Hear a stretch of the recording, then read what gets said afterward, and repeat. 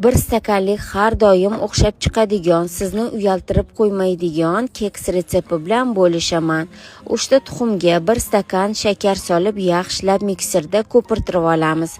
So'ng 1 stakan sut va 1 stakan yog', 2,5 stakan un, 1 pachka vanilin, razrxlitel solib yaxshilab aralashtirib olamiz.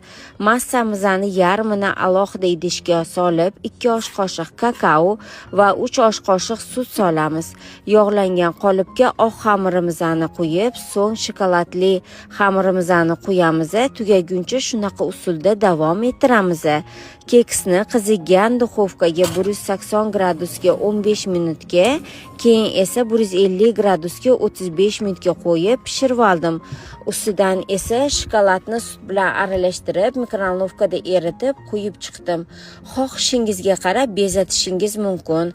Albatta bir marta bo'lsa ham buni pishirib ko'ring. Har doim shu usulda pishirsanglar, albatta sizlarda ham shunaqa chiroyli o'xshab chiqadi. Mazasiga esa gap bo'lishi mumkin emas. Shakari sevuvchilar esa 1 stakan o'rniga 2 stakan shakar qo'yishingiz mumkin. Hammaga yoqimli ishtaha.